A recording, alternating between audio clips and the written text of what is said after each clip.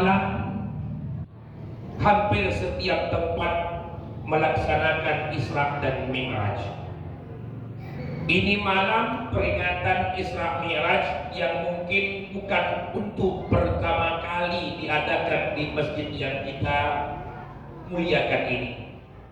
Ini malam dari sekian kegiatan Isra Mi'raj seumur hidup saya, inilah yang paling singkat. Ya kan? Habis protokol menyampaikan untuk baca Quran, habis baca Quran, kata sambutan mewakili pengurus rumah Allah masjid yang tadi kita dengar berhalangan, dah itu pula langsung ke saya. Ada anak-anak yang berjoget-joget nampaknya, ada emak-emak yang menyanyi-nyanyi pula di sini. Alhamdulillah pula ini malam juga pertama kali yang saya lihat jamaah dapat langsung kuehnya. Masya Allah, mungkin beda dengan yang saya ketahui, tapi ini baguslah. Mudah-mudahan jangan sampai habis kue, habis pula pengajian ini langsung balik. Nah, tunggu dulu. Nanti kalau habis kita lagi ke panitia. Kenapa? Karena malam ini jamaah Isra Mi'raj terlalu ramai. Nah, yang nampak ini aja mungkin dah 100 orang nih. Di luar sana mungkin dah 100.000 yang berkumpul. Nah, wallahu a'lam bishawab. Bapak Ibu yang dirahmati Allah Subhanahu wa taala. Melihat ramainya kita yang kumpul ini, hilang bahan saya. Betul. Baik. Ada satu ayat yang tadi dibacakan oleh qari kita berkait dengan peringatan Isra dan Mi'raj. Tapi ayat yang dibacakan tadi masih lagi dalam surah Al-Isra. Ada juga dalam surah An-Najm. Jadi Isra itu dijelaskan dalam surah Isra, sementara Mi'rajnya Rasulullah di surah An-Najm. Jadi beda tempat.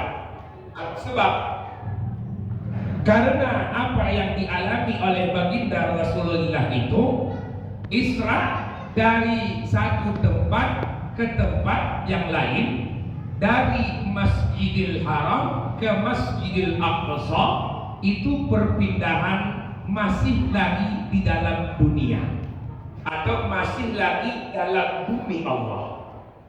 Sementara Mi'raj perpindahan Nabi Muhammad dari bumi Allah naik ke langit Allah Subhanahu wa taala.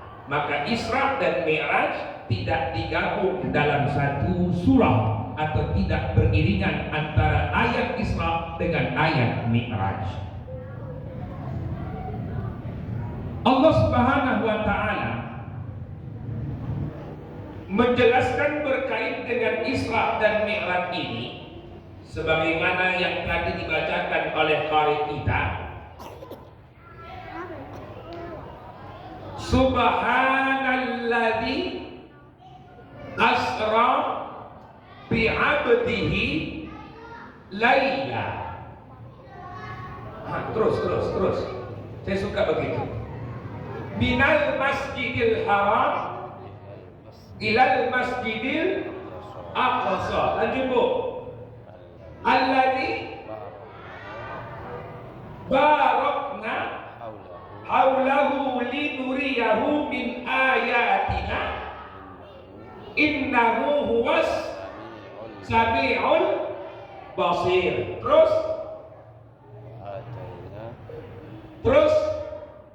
nah, inilah penyakit kita nih. Tapi kalau nanti saya bilang qul huwallahu ahad, terus lam yalid, terus bagus. Qul huwallah hafal. Bapak Ibu hafal? Hafal? Sama lah macam orang itu. Surah Al-Isra ini diawali dengan kalimat subhan atau subhana. Dalam ilmu bahasa Arab namanya maf'ul mutlaq. Ada kunci atau kesimpulan yang mendasar terkait dengan cerita Isra dan Mi'raj ini adalah mengajarkan kita untuk dapat terus memuji Allah dengan mengucap subhanallah. Tunggu dulu Bapak Ibu, ini malam ini kita mau panjang atau mau pendek? Berapa lama? Lama itu. Betul itu. Saya tengok-tengok jamaah nantinya. Kalau ada yang tidur, kokokkan palanya. Jangan tidur. Kalau mau lama, lama. Kalau mau pendek, pendek. Biasanya kan Isra Mi'raj itu 1 jam atau mungkin 2 jam atau bahkan 3 jam. Nah, tengok keadaan lah. Biasanya yang tua-tua nih yang saya curiga nanti. Apa sebab dari awal saya melihat banyak yang menyandar dari yang tak menyandar. Dan ciri-ciri orang-orang yang sudah didata oleh malaikat pencabut nyawa, siapa dia? Ustazlah katanya pula, memang suuzon itu terlalu tinggi. Jadi cerita tentang Isra dan Mi'raj ini mungkin sedikit diulang sedikit. Kenapa? Karena banyak di kalangan kita yang tak mengenal atau mungkin lupa tentang kisah Isra dan Mi'raj. Di malam ini kita bagi 2 waktunya. 10 menit cerita tentang kisah, 10 menit cerita tentang hikmahnya. Bisa? Lewat-lewat sedikit nanti maklumin. Kalau terlalu lewat tambahin. Apa yang tambah? Jangan uploadnya aja, saya nggak butuh. Maka cerita tentang Isra dan Mi'raj ini dikenal dengan Amul Husni, Bapak Ibu.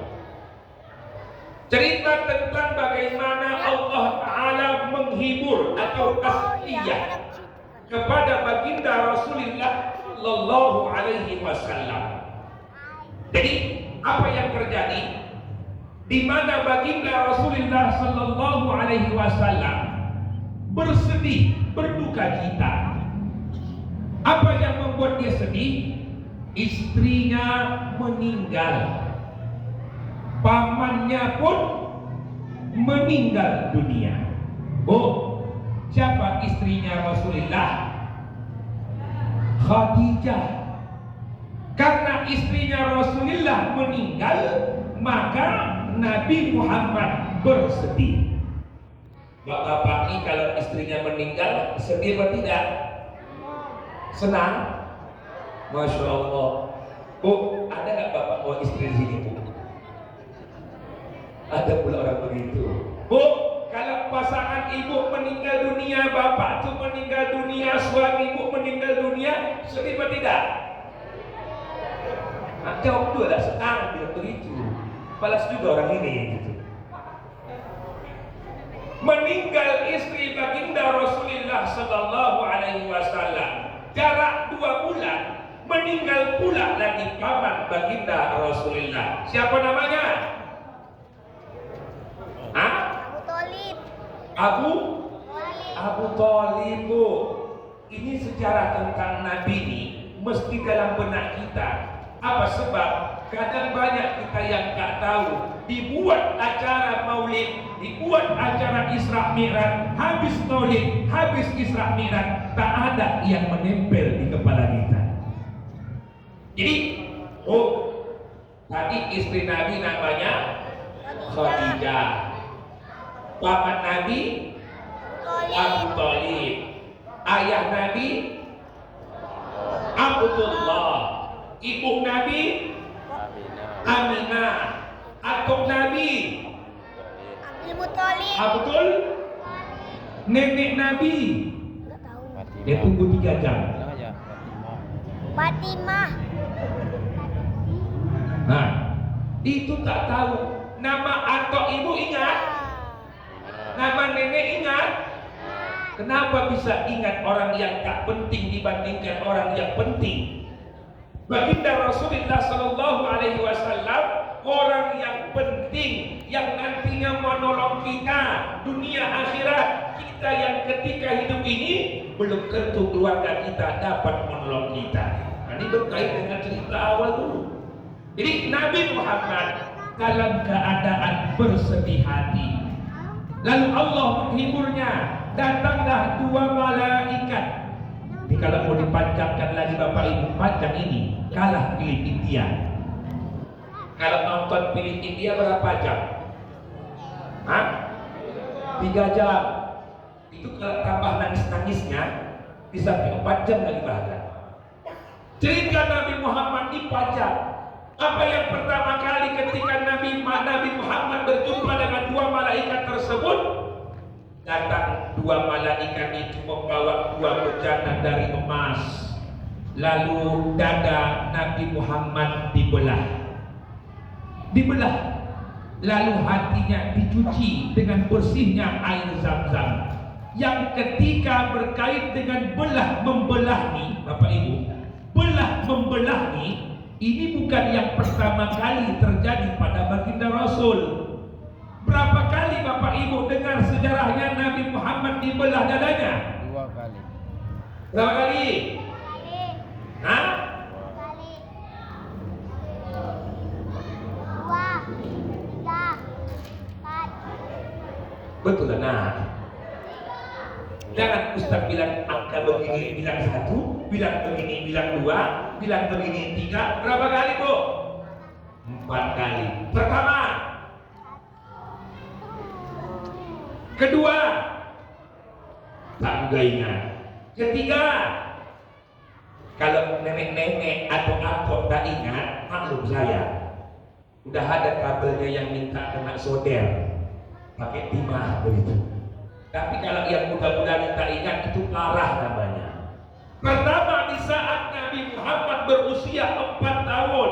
Kedua, saat Nabi Muhammad berusia 10 tahun. Ketiga, ketika Nabi Muhammad diangkat menjadi Nabiullah Rasulullah. Keempat, ketika Nabi Muhammad melaksanakan peringatan kegiatan Isra dan Mi'raj. Itu diingat dulu Bapak Ibu.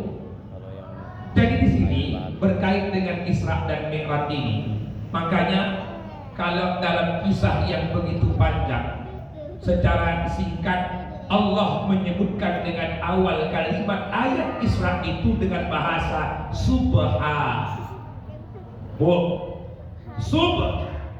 Subhana. Apa artinya? Maha suci. Apa yang membuat seseorang itu mengucapkan kalimat subhanallah? Kenapa? Bu, ada kan kita zikir, ada alhamdulillah, ada Allahu Akbar, ada lagi apa Bu? La ilaha illallah, ada lagi dengan kalimat astaghfirullah, ada lagi kalimat dengan bahasa Masya Allah. Itu kadang banyak orang yang tak duduk menyebutkan itu. Contoh, ada orang yang meninggal dunia, apa yang diucap? Jatuh handphone kita, apa yang diucap? Bu, ada anak usia 7 tahun sudah hafal Quran 30 juz, apa yang diucap? Subhanallah. Itu makanya Bu, kalimat subhanallah itu diletakkan di awal ayat Isra.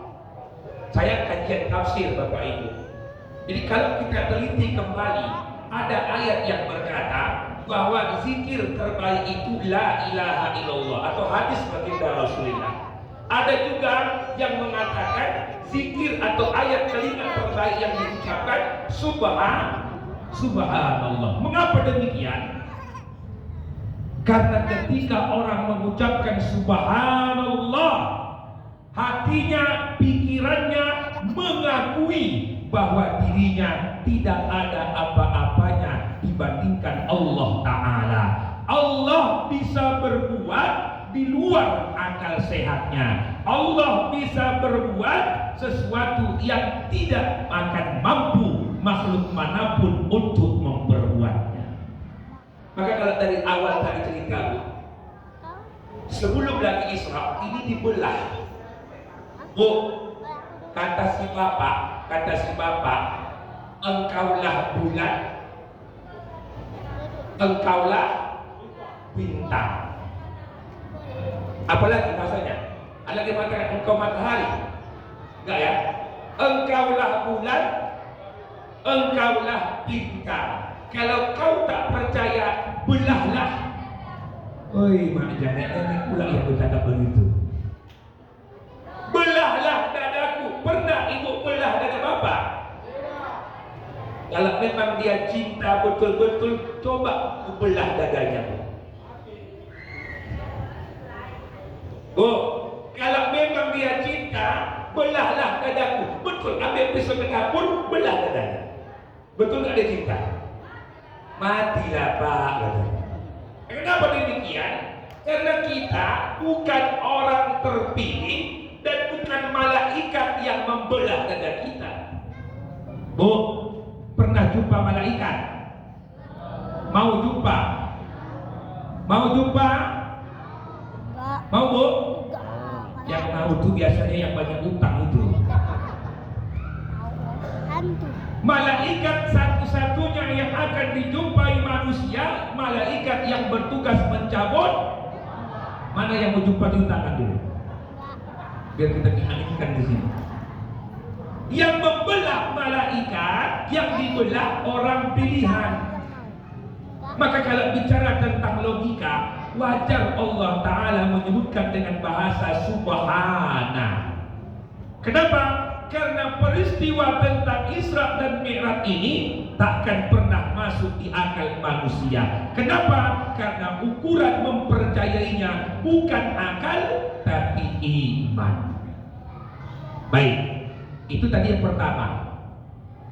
Jadi ketika Nabi Muhammad setelah dibelah dadanya, Bapak Ibu, ada lagi kendaraan yang disiapkan kepada Nabi Muhammad untuk Isra itu. Apa namanya? Buraq. Pakai huruf qaf. Buraq. Barqun yahtafu absar. Ada dalam Al-Quran itu, surah Al-Baqarah. Buraq itu diambil dari kalimat barqa. Barqa itu apa artinya? Kilat. Cahaya yang cepat, sinar yang begitu terang.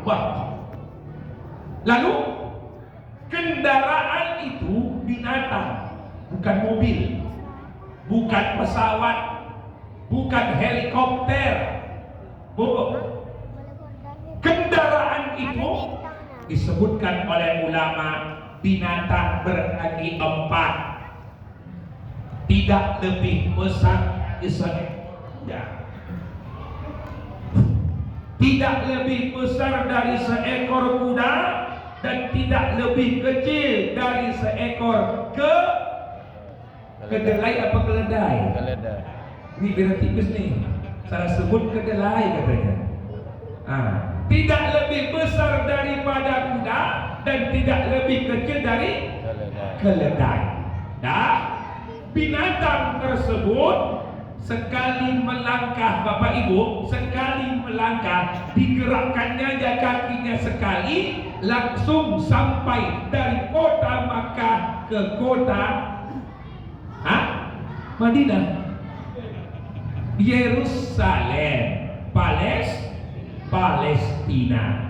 Jadi Ibu bicara berkait dengan binatang tersebut, kalau logika kita tak masuk akal.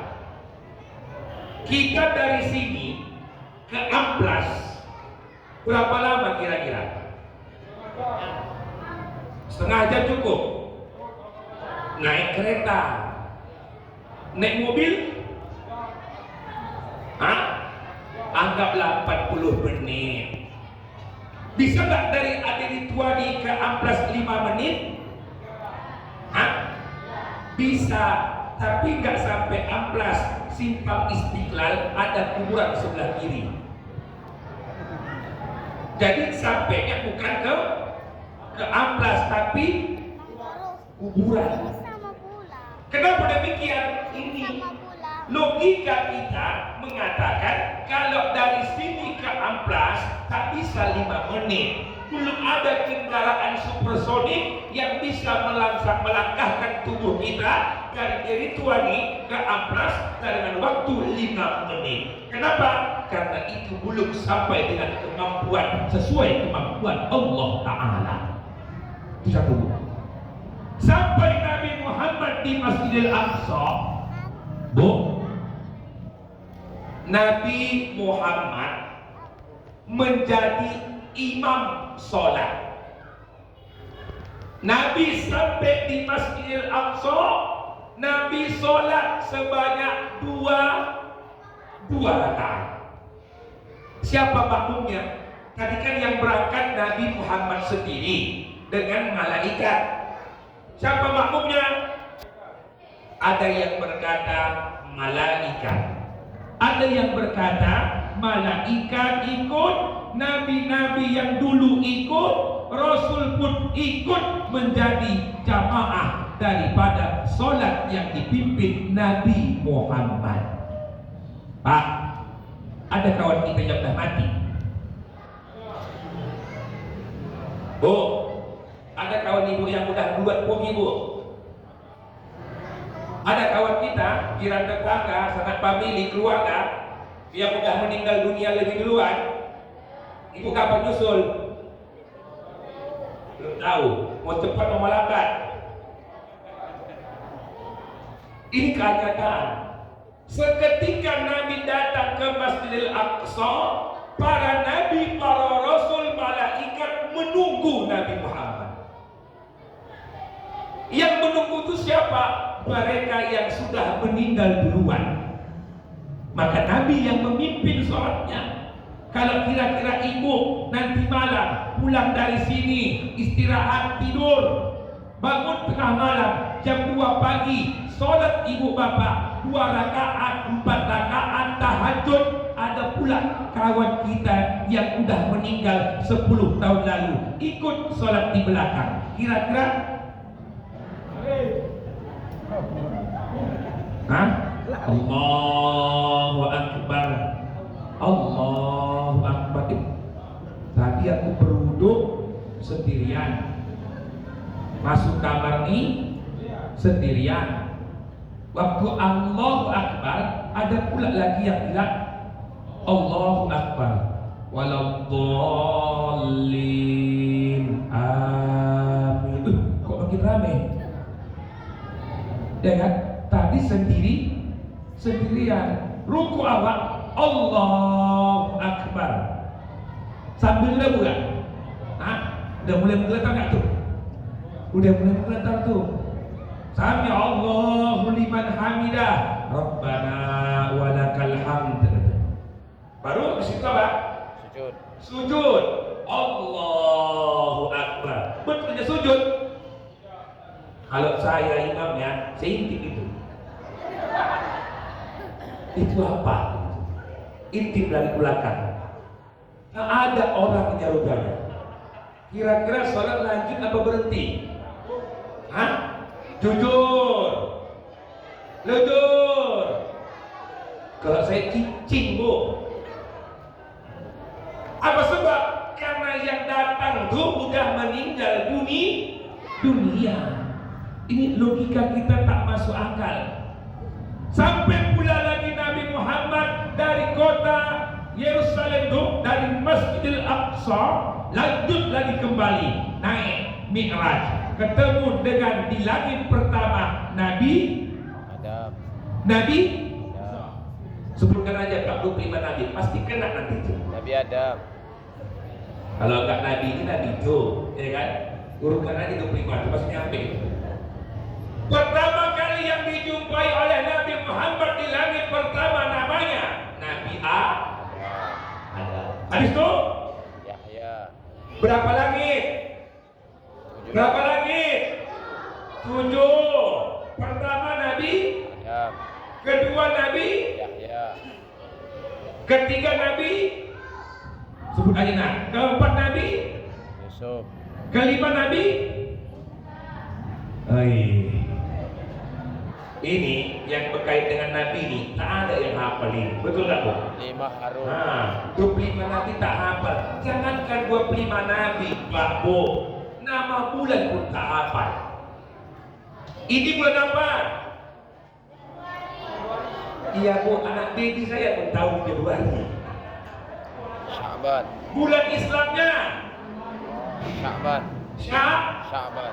Bulan keberapa? 8. Ya Allah ya Rabbi. Ini kalau cerita tentang Nabi, nama bulan, nama-nama malaikat, tak ingat itu. Tapi kalau cerita pinjam duit, mengutang, ya kan? Ingat kita tuh. Cerita tentang berkait dengan langit ini, disitulah kadang sesuatu yang juga di luar akal manusia. Jumpa di langit pertama dengan Nabi, sampai pada langit yang ke-6. Di langit ke-6 itu ada Nabi Musa. Di langit ke-5 itu ada Nabi Harun. Di langit ke-7 ada Nabi Ibrahim. Ibrahim. Pancing.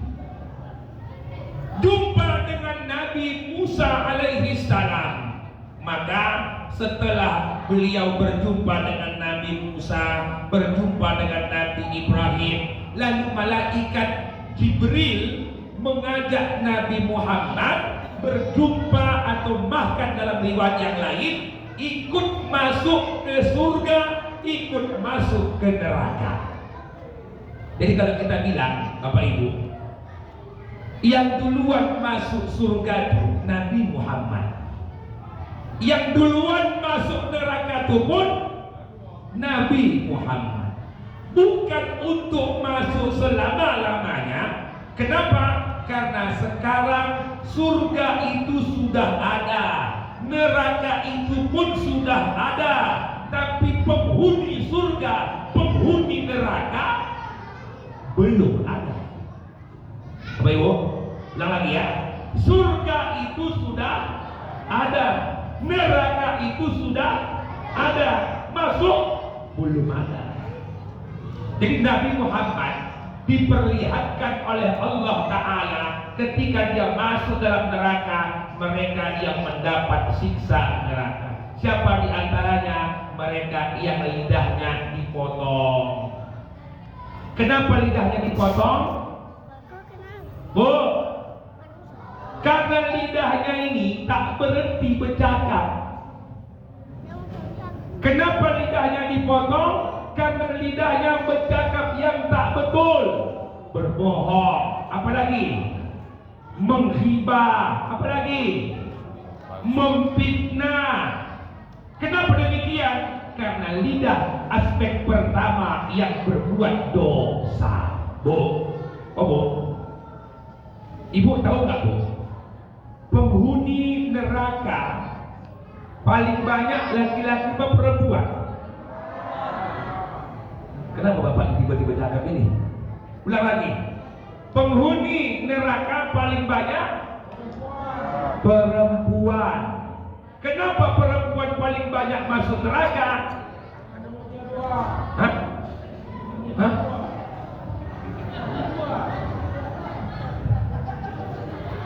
Ada. Yang duluan yang paling banyak masuk neraka perempuan. Salah satu yang membuat perempuan masuk neraka apa? Durhaka dengan suami. Bu, Ibu ada nggak merepek hari ini, Bu? Siapa yang direpetin? Nah, ini korbannya ini korbannya. Ini korbannya. Iya, karena perempuan itu kalau tidak merepek sehari, kayak kena penyakit sawan orang itu. Ngomong sendiri.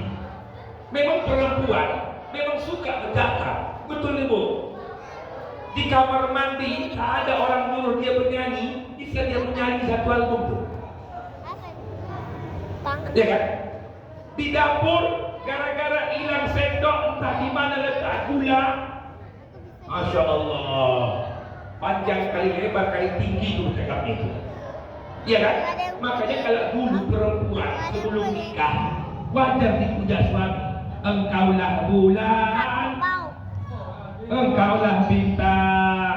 Kata si suami, calon suami sudah dapat. Engkaulah bulan, engkaulah bintang, engkau juga binatang. Kenapa? Merepet aja kerjanya. Senin sampai dengan Sabtu suami kerja.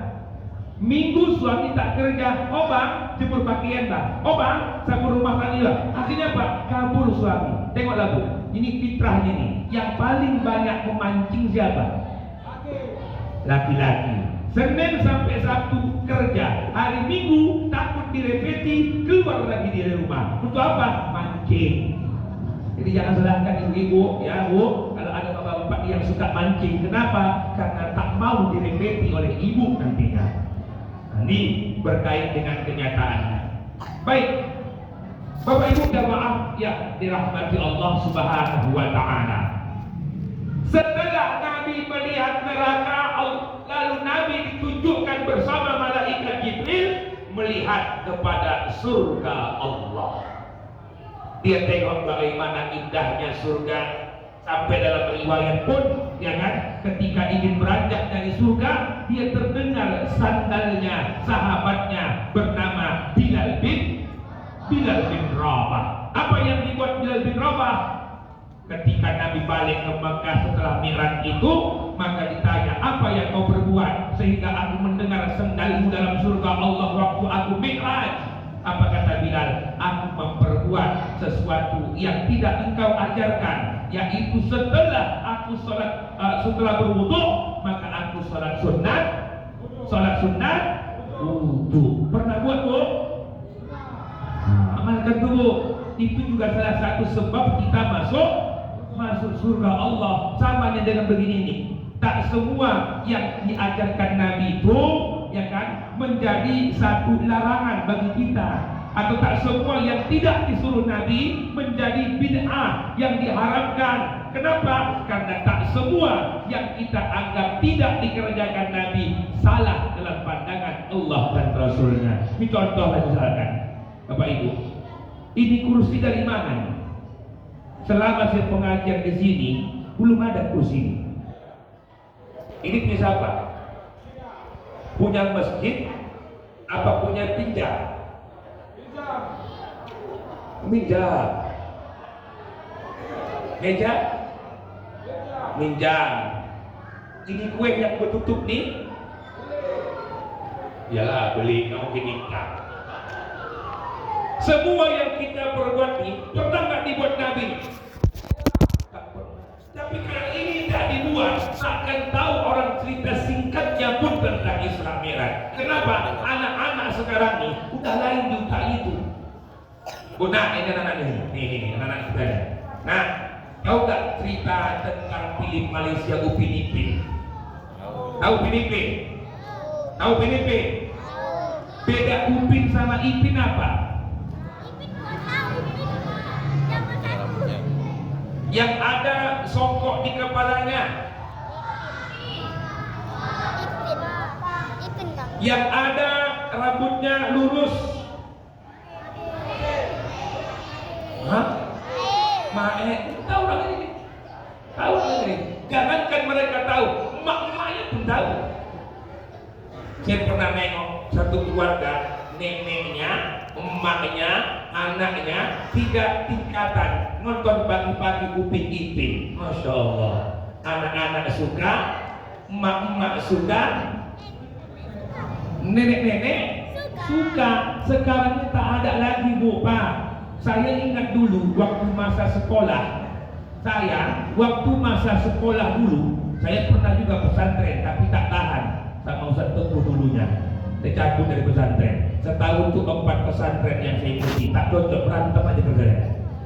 Jadi keluar dari pesantren, saya nonton TV, ketika masuk bulan Maulid Nabi, ada juga film, sinetron kah, film lah kita bilang, cerita tentang Nabi lahir, bagaimana kehidupannya, masuk Isra Mi'raj, bulan Isra Mi'raj. TV itu sekarang dengan dulu beda. Ya kan, Bu? Bu, pernah nggak tahu cerita tentang Isra Mi'raj? Di TV saya belajar dulu apa? Sekarang TV kita nih udah dianeh-anehin. Cerita tentang apa sekarang TV ini? Hah? Pilpres, Upin Ipin, cerita main cewek, anak kecil main cewek. Ini yang merusak sekarang. Makanya Bapak Ibu, TV yang di rumahku, malam ini kumpulkan, buang. Kemana? Ke saya semua. Biar saya jual besok. Ini faktanya. Apa sebab? Doktrin yang di TV itu merusak akal kita, menghilangkan peringatan Isra Mi'raj. Datang pula ada paham yang akhir-akhir ini berkembang, asalkan tak dibuat Nabi, bid'ah namanya. Semua yang dibid'ahkan itu masuk neraka, apalagi Isra Mi'raj. Yang masuk neraka, ustadznya masuk neraka, jamaahnya katanya apa? Masuk neraka, pengurus masjid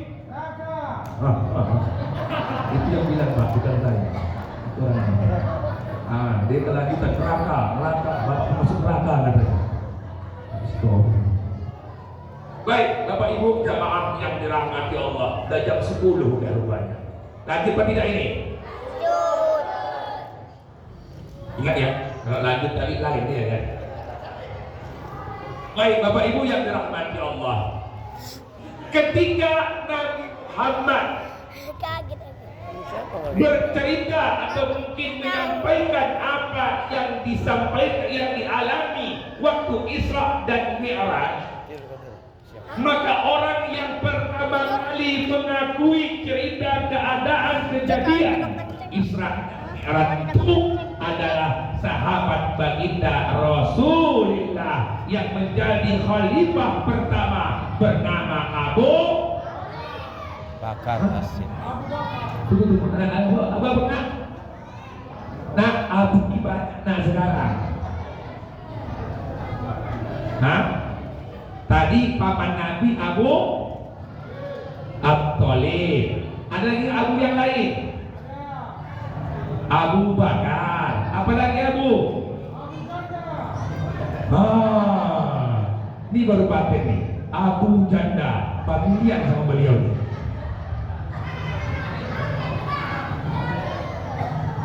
Abu yang dijumpai ini bukan Abu Janda. Kalau ada Abu Janda berarti ada Abu Duda, ya kan? Abu yang dijumpai oleh baginda Rasulullah bernama Abu Bakar. Pak, ini ulang-ulang kaji nih. Umar sahabat Nabi, Utsman sahabat Nabi, Ali sahabat Nabi, Abu Bakar sahabat Nabi. Empat itu dikenal dengan sebutan Khulafaur Rasyidin. 4 pengganti pemimpin di tanah Islam, di kerajaan Islam setelah wafatnya Rasulullah. Sekarang pertanyaannya, kenapa Abu Bakar nggak ada binnya? Umar bin Khattab, Utsman bin Affan, Ali bin Abi Thalib, Abu Bakar bin. Ayo, ada tak binnya, Bu? Gak ada. Kenapa? Karena sifatnya lebih mulia daripada orang tuanya sekalipun. Apa yang membuat dia berbeda? Pertama, orang yang hartanya 100% dikeluarkannya untuk agama Allah, itulah Abu Bakar. Bu, ada bawa duit? Ada bawa duit, Bu? Ada bawa duit? Saya nanya loh, gak minjam. Ada duit? Ada kotak infak? Nanti tunggu, nanti ada kotak infak itu. Apa dia? Membantu umat saudara sekarang cerita Palestina belum siap. Cerita tentang perang agama ini belum tuntas, Bu. Belum selesai. Tapi karena sekarang nih di media, di handphone yang di-share ke WA kita, di Facebook itu cerita tentang Pilpres, cerita tentang DPR, cerita tentang DPD, cerita tentang Palestina hilang. Ya kan? Betul nggak? Jadi kalau ibu bapak nanti bawa duit, kalau mau seperti Abu Bakar dapat gelar As-Siddiq, 10 sahabat yang dijamin masuk surga, maka apa yang ibu bawa semuanya sumbangkan untuk Palestina. Mau? Dia orang tunjuknya. Mau? Berapa bawa, Bu? Goceng. Jadilah. Ya kan? Goceng kalau kali 200.000 orang lumayan juga tuh. Ya kan, Bapak Ibu? Untuk apa? Untuk menunjukkan dan membenarkan janji Allah. Setiap apapun yang kita keluarkan pasti diganti, dibalas oleh Allah Subhanahu wa ta'ala. Jadi lanjut cerita. Maka Nabi berjumpa dengan Abu Bakar. Orang yang pertama kali membenarkan itu adalah As-Siddiq. Jadi dalam riwayat ada 3 yang membuat dia mendapat gelar As-Siddiq itu. Yang pertama, ketika seorang pendeta atau ahlul kitab yang berkata bahwa yang akan nanti menjadi nabi ciri-cirinya seperti ini, begini orangnya. Dalam riwayat dikatakan pendeta tersebut kerabat dengan Khadijah. Maka dia membenarkan ketika jumpa dengan Nabi Muhammad, yang jumpa dengan Nabi Muhammad, orang semua mengingkari, dia termasuk orang yang pertama mengakui kenabian Muhammad, maka digelar dengan as-sabiqunal awwalun. Kedua, karena ketika Nabi Isra dan Mi'raj, dia juga orang yang pertama mengakui kebenarannya. Ketiga, ketika menghijrahkan Nabi Muhammad dengan seorang penunjuk jalan dari Makkah ke Yasrib atau ke Madinah, Nabi Muhammad SAW butuh dana. Abu Bakar ketika di Mekah sampai ke Madinah, total hartanya hanya untuk perjuangan agama Islam. Itu sebabnya namanya As-Siddiq. Ada juga nama orang di kampung kita mungkin Pak Siddiq, ya Pak. Pak Siddiq tak sama dengan Abu Bakar, ya kan? Banyak juga kadang orang namanya bagus, utaknya yang tak bagus, ya kan, Bu, Pak? Di kampung saya, di Gang Pelamboyan itu ada namanya Ar-Rahman. Siapa nama itu? Bang Rahman. Apa kerjanya? Jual narkoba. Namanya bagus, utaknya yang tak bagus. Nah, di sini kan banyak juga orang yang agak aneh-aneh, macam bapaknya namanya apa? Si putar-putar ya. Ya kan? Biarlah gelar marganya tak bagus, tapi orangnya gak bagus juga gitu. Biarlah marganya tak bagus, tapi orangnya betul lah, Bu. Ibu macam tak ikhlas bilangnya, jangan meletak sembelian. Baik, insyaallah. Baik Bapak Ibu yang dirahmati Allah Subhanahu wa ta'ala, itu masih terkait dengan sejarahnya. Ada lagi kaitannya di sini. Apa dia? Bicara tentang hikmahnya. Abu Bakar tak hidup lagi sama kita. Nabi Muhammad tak juga hidup sama kita. Ketemu malaikat belum pernah. Cerita tentang Masjidil Aqsa belum pernah. Kita belum pernah, Bapak Ibu. Cerita tentang surga belum tahu kayak mana. Belum pernah ke sana. Cerita tentang neraka juga belum tahu dan tak pernah mau tahu. Ya kan? Maka disinilah dilahirkan secara nilai bahwa Isra dan Mi'raj ini adalah peristiwa yang menakjubkan, peristiwa yang di luar akal manusia, peristiwa yang menunjukkan bahwa diri kita tidak akan sempurna seperti sempurnanya Allah Subhanahu wa ta'ala.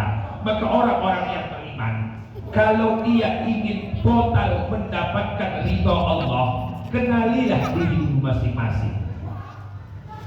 Ya Bapak Ibu, kita ini nggak ada apa-apanya.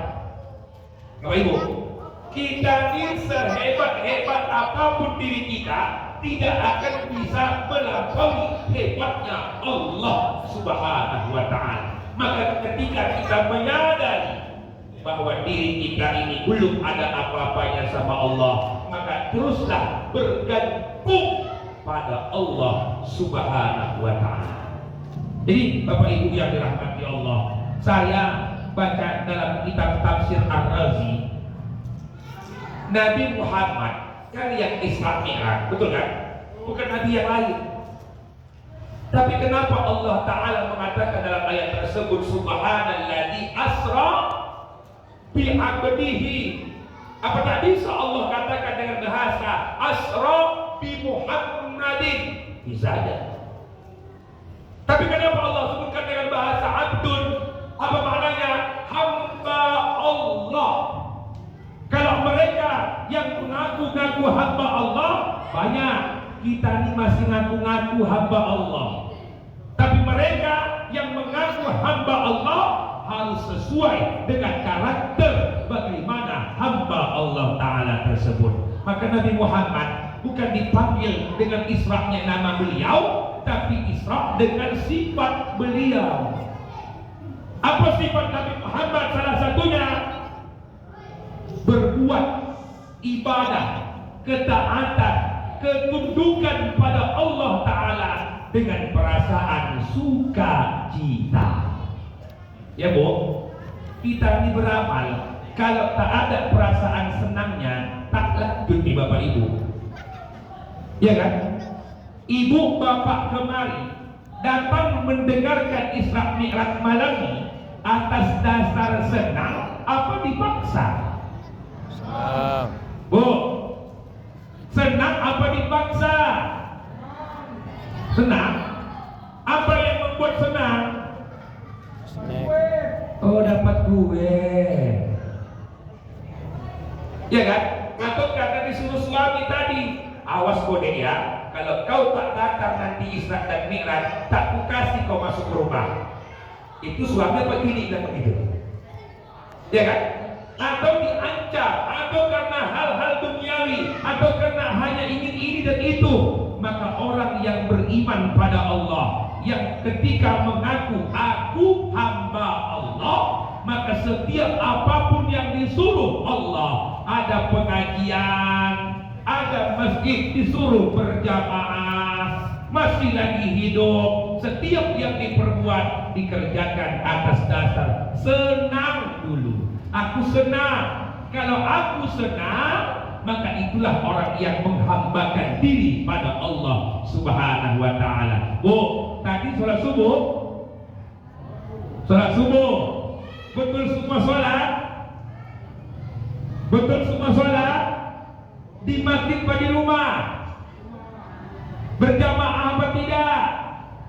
Itu tadi di rumah sholat sendirian, tidak berjamaah. Kalau bisa ke masjid, kenapa salahnya ke masjid? Saya pernah bilang Bu, kaji dasar ini, perempuan tuh lebih baik sholatnya di mana? Di dalam kamar. Di rumah. Betul, di rumah. Kalau memang ketika dari rumah ke masjid ada sesuatu yang menimbulkan bahaya, ada sesuatu yang menimbulkan fitnah, ada sesuatu yang menimbulkan perzinahan. Kalau nenek-neneknya pula, kenapa nenek nggak ke masjid? Awak takut diperkosa anak muda itu katanya. Itu tak masuk akal itu rasanya. Iya kan? Maka tempat terbaik di masjid bagi setiap orang, laki-laki atau perempuan, salatul mar'ati afdalu fi baitiha illa al-maktubata. Salat wanita memang yang terbaik di rumahnya kecuali salat yang fardu. 5 waktu itu datang ke masjid. Makanya ibu kalau punya suami, dorong suami, bang, abang mau kemana? Ke masjid. Ajak aku kenapa? Ya Bu, jangan pula awak boncengan sebelum nikah, boncengan masa muda, udah tua-tua tak pernah lagi boncengan, ya kan? Saya melihat kalau malam minggu begini naik kereta ninja, anak-anak muda tuh naik kereta ninja, naik kereta king. Oh pak, suami laki-laki itu di depan, ya kan? Perempuannya di belakang. Kadang maaf kata, kursi itu masih panjang lagi. Tapi tak kenapa lah suka kali macam tak ada tulang lagi kawan tuh. Tak ada lagi tulang ini ya. Kelendon aja kerjanya. Ya kan? Sampai kosong lagi. Bisa mungkin 2 lagi numpang di belakang itu. Naik kereta ninja, naik kereta king, saya tengok begitu. Itu kapan terjadi? Sebelum nikah. Tapi setelah nikah tak pernah saya tengok lagi begitu nenek-nenek ini. Kenapa gak begitu coba? Kalau bisa nanti Pak Bu, ya kan, bilang sama bapak, bilang sama kakek itu, aku pengenlah kenangan masa dulu misalnya, ya kan, naik kereta apa dulu, naik kereta Kap Askunti, nah sekarang kalau contoh naik kereta Supra, dipeluk suami itu kenapa nih? Hah? Hah? Kenapa?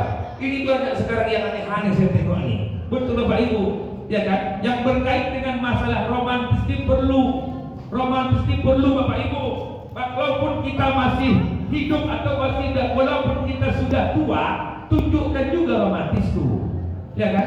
Saya punya kawan, saya perhatikan, saking kan romantisnya, tak bisa berkutik kawan. Ustaz pula itu. Satu keluarga turun dari mobil, yang turun itu anaknya, habis itu istrinya pakai baju pink, bininya pakai pink, anaknya pakai pink, Ustaz tu pun pakai pink. Entah terjolimi, entah kena saya, nggak tahu saya itu.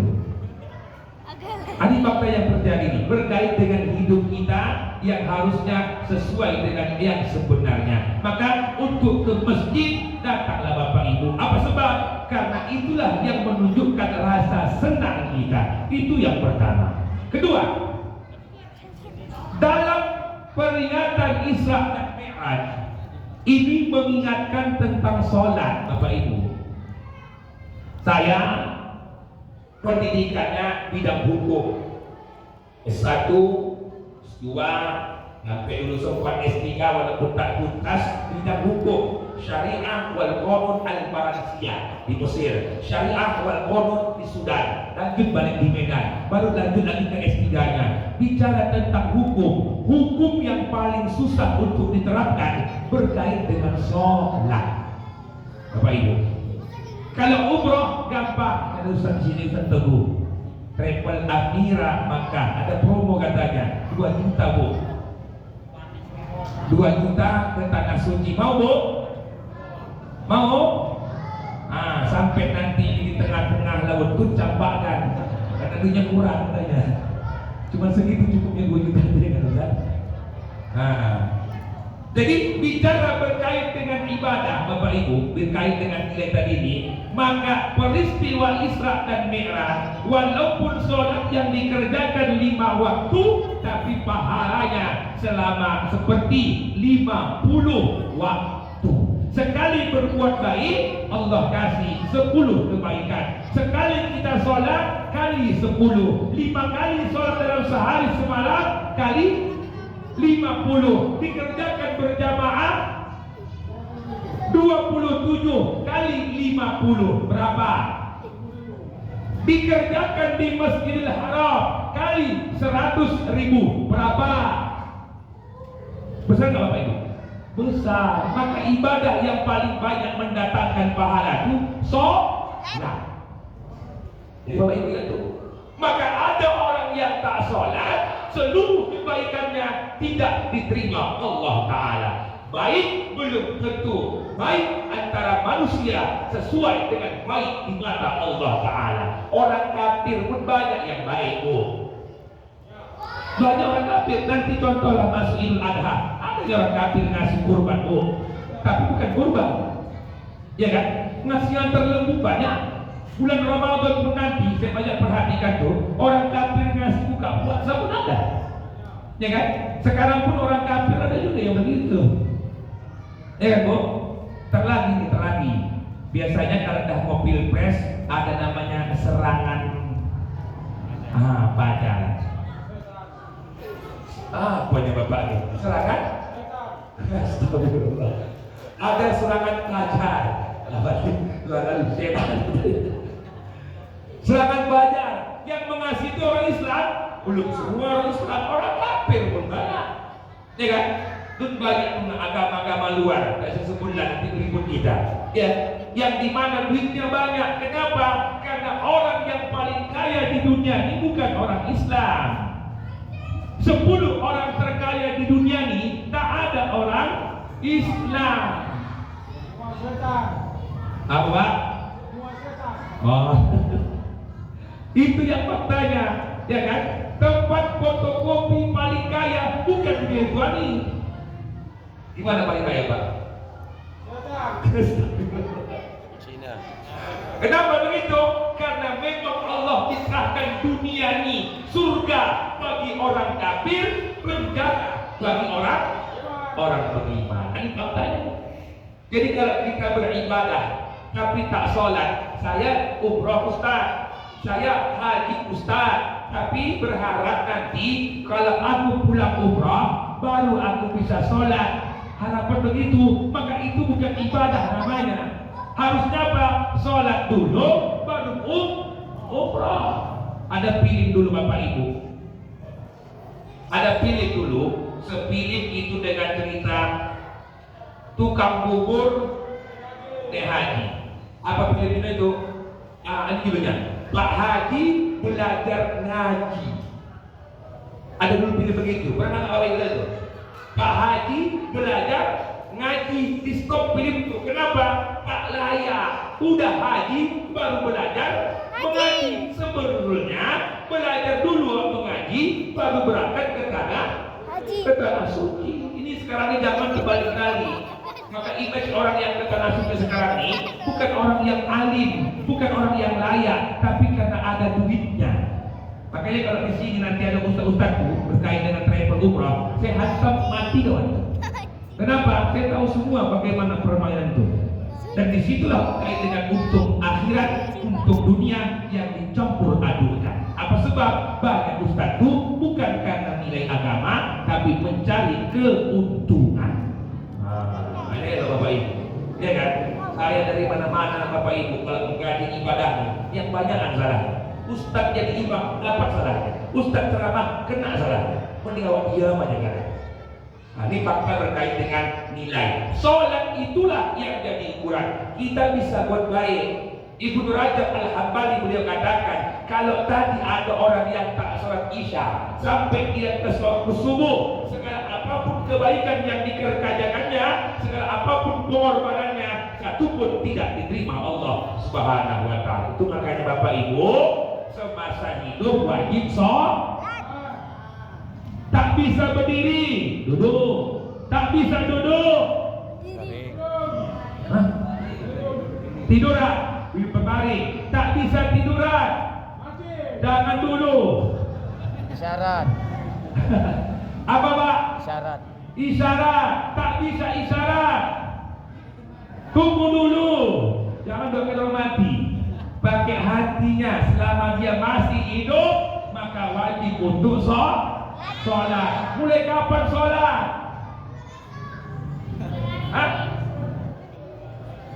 Bu, anak kita ada usia 7 tahun, maka orang tua yang soleh, orang tua yang menyuruh anak dari sejak usia 7 tahun sudah mengerjakan kewajiban dari Allah Ta'ala. Bu, saya banyak jumpa orang kawin sekarang tak ada ilmunya. Sekarang model kawin apa? Fulus, duit tak dibawa, mati. Tapi kalau tak berduit, rasanya mati. Ya kan? Duit tak dibawa, mati. Ini fakta sekarang nih. Saya Ustaz punya anak gadis, bukan saya jual, tapi kalau untuk maharnya atau ininya, kalau Ustaz kan lebih bagus, lebih baik katanya. Ya kan? Sekarang nih banyak laki-laki tak jadi nikah, Pak. Kenapa? Maharnya berapa? 10 gram. Berapa 10 gram sekarang Ustaz? Hah? Berapa Pak? 10 juta.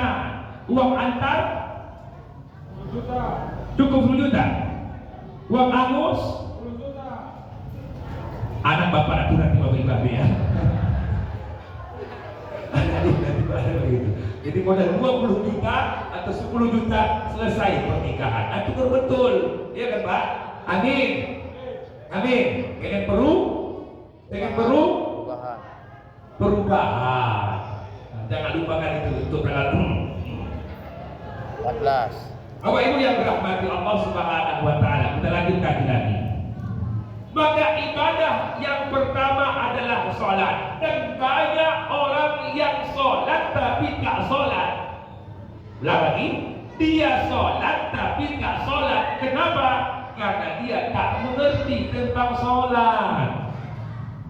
Tadi sebelum kemari Bapak Ibu, saya ngisi pengajian tiap malam Ahad kaji tafsir. Tahun 2008 saya selesai hafal Quran. 2009 mengambil tafsir di Tahrir Qadimah di Mesir dekat Sungai Nil. Jadi beliau amanahkan sama saya untuk bahas tafsir ayat Allah, tafsir Al-Quran Al-Karim. Itu buat kita saya kembali. Jadi imamnya bukan saya. Saya datang, dia udah baca Bismillahirrahmanirrahim. Imamnya biasanya ada yang sebentar, tapi karena imamnya hafal Quran katanya, imamnya qari maju ke depan, yang banyak salahnya. Bapak Ibu, banyak salahnya. Jadi kalau kalian buka-buka aib dan diri tadi, yang banyak qari itu menyeleneh Bapak Ibu. Waktu saya wisuda pendidikan S2, qarinya katanya qari nasional, beselemak bagi saya. Syekh Ahmad Mu'ainah, saya pernah jumpa ya, imam ulama Teheran berkait dengan Quran. Dijelaskan tuh, Indonesia ini banyak qari tapi hancur. Dulu pembahasannya banyak berkait dengan itu. Maka ibadah ini yang jadi ukurannya bukan suara Bapak Ibu, tapi ilmunya. Man amila amalan bi ghairi ilmin a'maluhu mardudun la tuqbal. Siapa yang beramal tak ada ilmunya, maka amalnya ditolak Allah Ta'ala. Ingat itu Bapak Ibu. Jadi kalau ibu-ibu nanti bisa waktunya Bu, saya ingatkan ini Bu. Kenapa? Waktu nampak ibu-ibu di sini sikit. Biasanya kalau saya isi Isra Mi'raj, yang ramai itu perempuan. Yang ramai itu perempuan. Kenapa perempuannya tak datang? Apa kebanyakan kami yang di sini janda juga semuanya? Hah? Tidak. Apa sebab? Nilai ilmunya yang kurang. Belajar itu Bapak Ibu bukan hanya untuk tahu. Belajar itu untuk menguatkan yang sudah tahu agar bisa diamalkan dalam tabiat kehidupan kita sehari-hari. Contoh nih, biasanya, ya kan, abang Anda itu sholat ini. Biasanya kalau Isra Mi'raj, kemarin malam Kamis kalau Isra Mi'raj, kemudian Jumat, habis Jumat saya Isra Mi'raj, ini malam ketiga ini. Jadi saya tengok jamaah ini, kenapa sedikit kali yang emaknya begitu? Apa udah duda. Kan tidak. Ada masih Pak? Berapa tinggal? Tinggal 3, Masya Allah. Inilah orang yang paling hebat, bininya banyak. Alhamdulillah. Baik, teman-teman guru Bapak Ibu jamaah yang dirahmati Allah. Kemudian poin terakhir, sedikit aja Bapak Ibu. Paskan jam setengah 11 ya. Paskan jam setengah 11. Di poin terakhir dari peringatan Isra dan Mi'raj tersebut, selain menumbuhkan keimanan pembenaran tentang cerita Isra dan Mi'raj, selain daripada mengajarkan kepada kita untuk perbaikan sholat, apa yang ketiga? Perbaiki juga hubungan akhlak kita dengan Allah dan juga makhluknya. Ada orang baik sama Allah tapi tak baik sama manusia. Ada orang dia baik kali dia sama kawannya, tapi tak baik dia sama pasangannya. Ini faktanya Bapak Ibu. Di sini mungkin berkawan-kawan ini, tapi sampai rumah habis direpetin. Ya kan? Tak ini jamaahnya Bu, jamaah Papua, ini jamaahnya baik. Yang dimana bahwa hubungan berkait dengan iman itu ada rasa tunduk. Setelah dia beriman, dia senang Alhamdulillah, aku beriman. Datang perintah Allah menyuruhnya untuk salat, dia pun senang. Disuruh untuk belajar, dia mau untuk belajar. Hasil salat itu apa? Apa hasil salat itu? Apa nilainya? Di mana setiap orang yang ingat Allah Ta'ala, kalau betul dia ingat Allah, takkan mau dia berbuat hal yang dimurkai Allah. Kalau betul, adanya pula orang sholat juga di sini, pulang sholat nampaknya kereta pin cantik hilang, ya kan Bu? Nampaknya sholat cantik hilang, ditelapnya terus. Berarti sholatnya apa?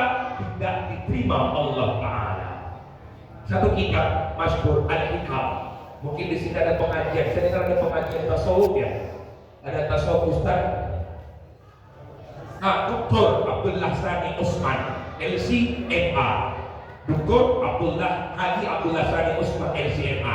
Ada kajian Al-Hikam berkata, "Man wajada samaratu amalihi ajilan, fahuwa dalilul qubul amalihi ajilan." Mereka yang ketika setelah beramal dia rasakan kenikmatannya dari amal yang dikerjakan, itulah tanda amalnya diterima Allah Ta'ala. Jadi kita nih Bapak Ibu, tadi kita sholat maghrib, tadi kita sholat isya, ya kan? Kita nggak tahu yang mana yang diterima Allah. Jawaban gampangnya apa? Wallahu a'lam. Tapi begitu pun Allah kasih tanda, banyak tandanya. Tanda munafik ini, tanda orang fasik ini, tanda orang kilako ini, tanda orang yang sukses ini, tanda orang yang masuk surga ini, ada semua tanda itu. Dan tanda yang juga dititipkan Allah Ta'ala di hati naluri kita, di pikiran kita yang paling dalam, hati yang paling dalam, umukul dalam bahasa Arab. Maka mereka yang merasakan bahwa setiap dia beramal ada rasa candunya beramal tersebut. Sama halnya di Bapak Ibu. Saya kalau cerita tentang begini ini, mohon maaf lah. Kalau peringatan begini jarang dipanggil lagi. Mungkin karena tak enak kata orang. Ya kan? Apa sebab saya kalau cerita-cerita Isra Mi'raj, Bapak Ibu begitulah. Apa aja. Tukang memakan orang, menyalahkan orang, saya orang itu dulu. Dari dulu itu orangnya. Bahkan pernah saya turunkan khotib waktu khutbah Jumat. Kenapa? Salah itu saya bilang. Hadisnya salah, berselema, tak pandai bahasa Arab, jangan pakai bahasa Arab saya bilang. Gitu orang dulu. Jadi kalau bahasa kita Bapak Ibu, pengajian di Adus Mi'raj ini, kalau ustadznya enak, kan dipanggil lagi nggak? Dipanggil lagi. Ya kan Bu? Ada makanan, misalkan contoh di Jalan Adam Malik, malam kemarin saya diajak makan situ. Sekali makan nasi goreng 47.000. Sekali sepiring. Ya kan, adik Ikor udah tahu. Dia ngajak makan dua kali. 1.600.000. Cuma berapa orang? 5 dewasa, 3 anak-anak. 5 anak-anak. 5 dewasa, 7 anak-anak. Kecilnya, bibi lagi masih 1.600.000 lebih dan kurang. Ulang tahun adik itu. Jadi dikasih nasi goreng 47.000. Lain minum. Saya makan tak enak. Menyesal saya Bapak Ibu. Duitnya habis, ya kan? Duitnya habis, tak enak pula. Kalau tadi enak, tak masalah. Ini tak enak. Kalau dah namanya tak enak, habis dimakan, masuk ke perut, habis itu enak. Jadi tai makanan tuh. Tapi kalau enak, ada singkat di kepala kita. Nanti aku bawa kembali lagi. Bawa istriku yang pertama, bawa istriku yang kedua, sampai istri yang kelima katanya kalau bisa. Kalau bisa, ini kan tak bisa, jadi bukan aja Pak. Nah itu aja pun tak bisa harus ya Pak ya. Ini berkait dengan nikmat. Kalau rumah makanku enak nasi gorengnya, walaupun mahal, biar ada tanggung jawab, ya kan? Ini kalau tak enak, tak lagi. Rugilah kata orang kita itu, ya kan? Sebab apa? Tak nikmat. Kalau nikmat pengajian ini, nikmat ustadznya, nikmat ilmunya, nikmat sholatnya, maka ada candu kita untuk kembali mengerjakan sholat. Saya teringat nenek saya dulu waktu sakit, Bapak Ibu. Zuhur masuk, aku nak ke kamar mandi nak, katanya. Pergi di kamar mandi, duduk. Habis itu disolat. Kelang setengah jam, apa yang dibilangnya? Nak kawannya ke kamar mandi, ngapain nek? Solat tadi kan dah solat belum, katanya. Solat lagi dia. Sampai dalam satu waktu itu kadang dia sholat 3-4 kali dia sholat Bapak Ibu. Kenapa begitu? Walaupun dia uzur, walaupun pikirannya dah pikun, walaupun pikirannya dah nyanyok, kalau bahasa Jawa balik, saya kata ingat lagi nggak nyanyok, nyanyok.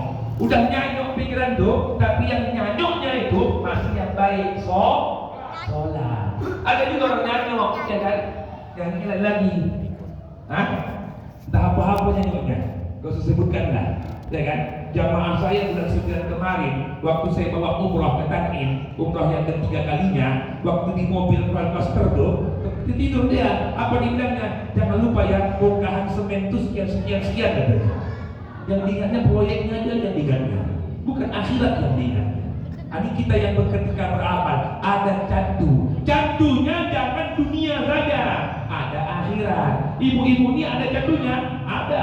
Bapak ini ada. Bu, ada emas cincin. Kalau dikasih orang ibu cincin emas, terima atau tidak? Dikasih cincin, dikasih orang, dikasih suami, terima atau tidak? Dikasih rumah, terima atau tidak? Tentu aku banyak-banyak. Dikasih bini, terima nggak Pak? Yang lain kok kita. Iya kan? Dikasih ini terima, dikasih ini terima, semua diterimanya, betul, alhamdulillah. Itu jatuh dunia namanya. Udah ada yang rumah kawat, dikasih rumah untuk apa? Mau disewa-sewakan kira-kira, sewa-sewa apa? Dunia semua itu, ya kan? Ada kereta cukup sekadar butuh, bukan sekadar dunia saja. Kita pengen nikmat, betul. Tapi jangan mengalahkan cinta dan candu kita untuk akhirat. Awal hari ini sholat. Tapi ada tak yang tadi sholat ba'diyah Isya? Ada sholat ba'diyah Isya tadi? Ada. Ada tak yang tadi sholat witir setelah Isya? Ada tak yang nanti berjalan tahajud nanti malam? Itu orang yang candu Bapak Ibu. Kalau dia candu, enaknya sholatnya Bapak Ibu, terasa nikmatnya, dekat aku sama Allah Ta'ala. Tak ada aku khawatirkan, karena Allah senantiasa bersamaku, maka tak akan ada ibadah yang akan ditinggalkannya. Mau itu sholat, mau itu zikir, ataupun ibadah-ibadah yang lain. Wallahu a'lam bishawab. Tepat jam 10:30, itu kurang 1 jam setengah menyampaikan pada malam ini. Kalau mau dilanjut juga boleh, tapi jamaahnya kalau bisa ditukarlah, ganti lagi. Karena ini aja jamaahnya. Baik, mudah-mudahan bermanfaat dan mudah-mudahan dengan izin Allah Ta'ala dari peringatan Isra dan Mi'raj ini bertambahlah keimanan kita. Setidaknya sholat yang kita kerjakan jangan ketinggalan lagi Bapak Ibu. Dan yang terakhir, tunjukkan bahwa ibadah kita itu diterima Allah, betul-betul diterima Allah, maka takkan lagi kita membuat hal-hal yang dikatakan dengan